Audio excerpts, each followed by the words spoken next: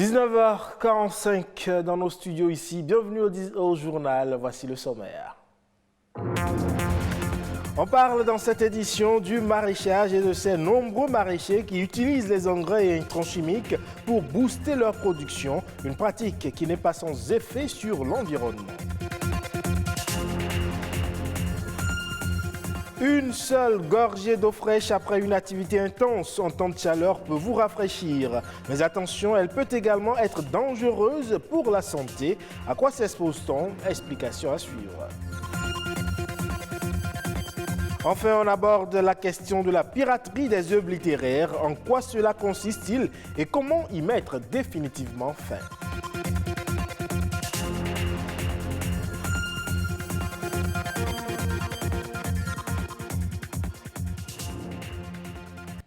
Je l'annonçais dans les titres, pour une meilleure et rapide production, certains maraîchers font recours à l'utilisation des intrants chimiques ainsi que des pesticides. Or, on sait que l'utilisation de ces produits n'est pas sans conséquences sur l'environnement et bien plus sur la santé humaine. Explication dans cet élément. Stanislas est un maraîcher depuis des années. Pour de meilleurs rendements agricoles, il fait recours aux engrais chimiques dans le but d'améliorer la quantité et la qualité de ses cultures, conscient pourtant des effets secondaires de ces intrants chimiques.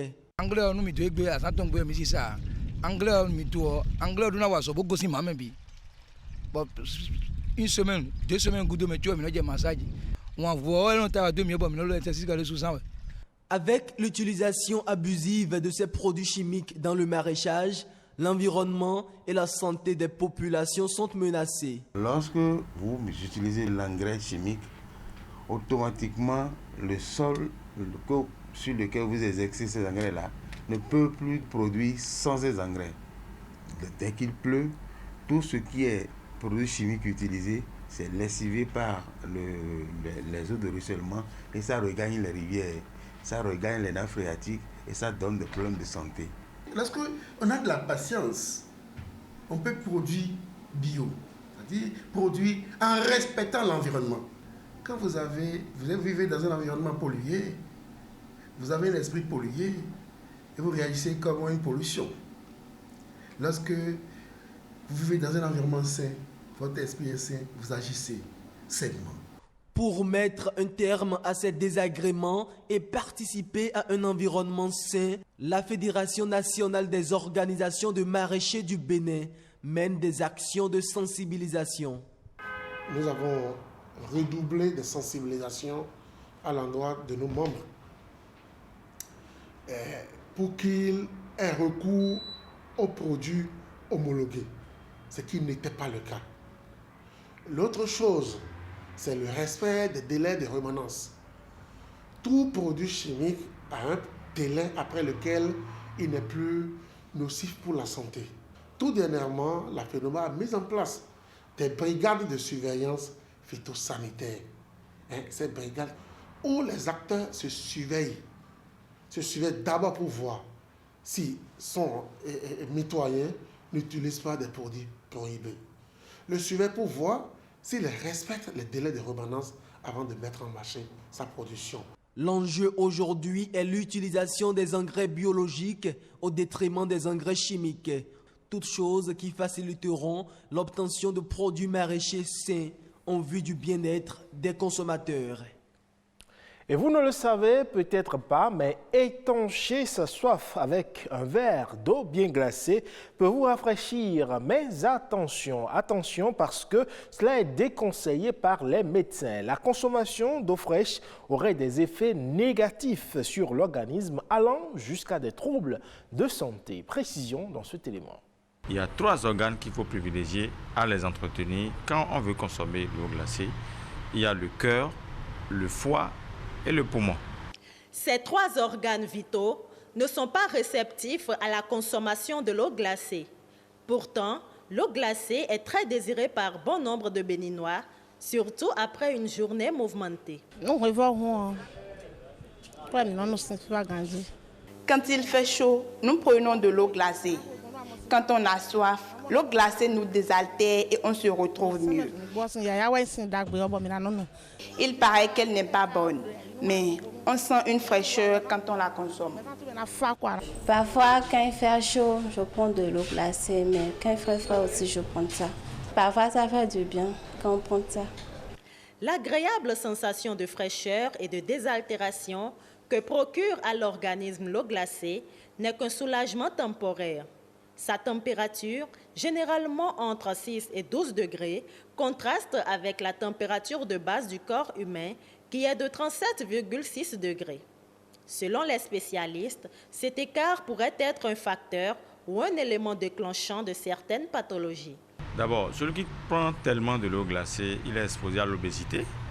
Parce que quand on dit l'obésité, ce n'est pas le fait qu'il prend de l'eau glacée qui va lui apporter l'obésité, mais c'est parce qu'il a mangé des choses grasses et il a envie de prendre de l'eau glacée. Et quand on dit l'eau glacée, ce n'est pas seulement l'eau glacée, il y a aussi les boissons glacées.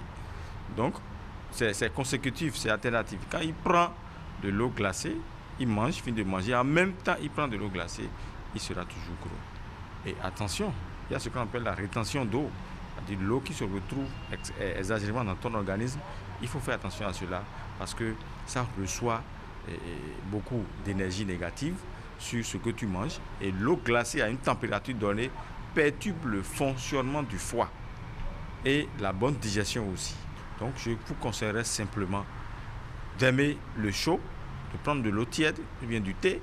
Et là, vous allez maintenir votre forme et éviter certaines maladies qui tournent autour de l'obésité. Et quand il y a l'obésité, les autres maladies commencent à s'installer. 2 litres d'eau par jour, c'est la moyenne recommandée par les médecins pour hydrater son organisme. Ce liquide précieux est bénéfique pour la santé. Pour rester en bonne santé, il est préférable d'éviter de boire autant qu'on peut toute boisson glacée. Et quand on évoque la piraterie, on pense souvent aux œuvres discographiques. Et pourtant, d'autres œuvres de l'esprit sont piratées au vu et au su de tous. La piraterie littéraire. Voilà ce que dénonce dans l'élément que vous allez suivre Rapi Goudou. Ce gestionnaire de patrimoine culturel décrit ici les différentes formes de piraterie du livre qui existent et propose même des pistes de solutions pour en finir définitivement. Suivons-le. Le livre est l'instrument privilégié du savoir et qui veut réellement se rapprocher du savoir ne peut passer que par le chemin du livre.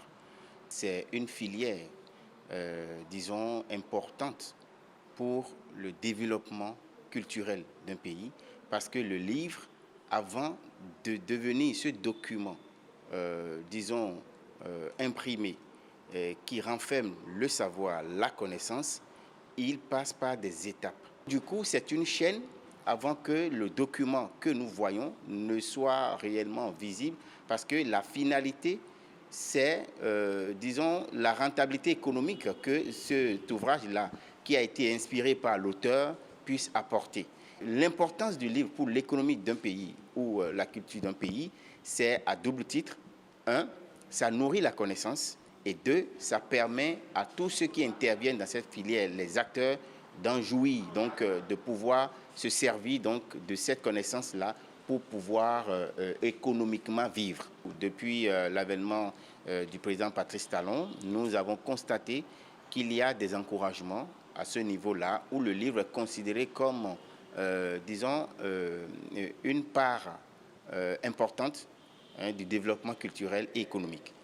À savoir que déjà, l'État a initié un projet de réhabilitation et de modernisation des bibliothèques publiques et la numérisation des fonds documentaires. Et après, il y a aussi un projet important qui est le projet du fonds de bonification qui est logé au Fonds des arts et de la culture.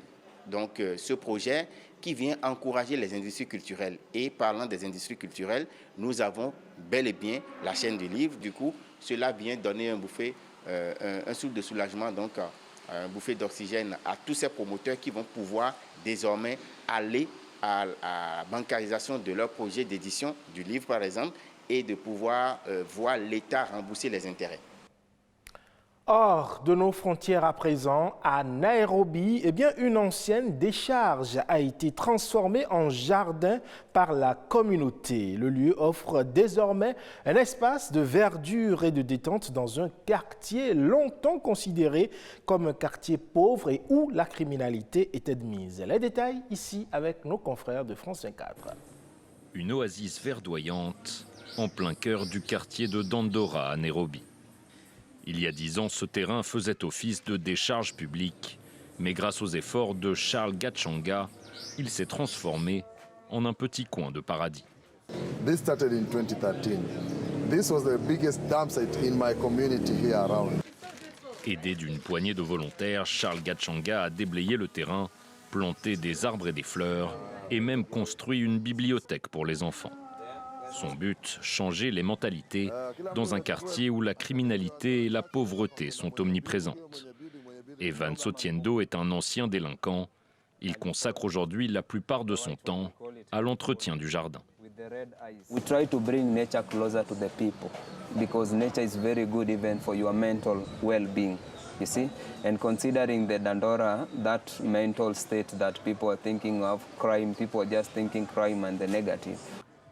Un espace de détente et d'apprentissage qui favorise aussi la créativité. De nombreux artistes locaux viennent y tourner des clips ou simplement y chercher l'inspiration. It makes us feel, alive. It makes us feel good. Sometimes we even are able to hear birds that we don't usually hear. So it makes us also want to do more of this. Plant more trees maybe and just bring the forest to the hood. Depuis sa création en 2013, le jardin a inspiré nombre d'autres initiatives à Dandora. On y compte aujourd'hui plus d'une vingtaine d'espaces verts. Et c'est tout pour cette édition du soir que vous pouvez retrouver sur le site de l'ORTB www.ortb.bj. Portez-vous bien et bonne fin de journée du dimanche.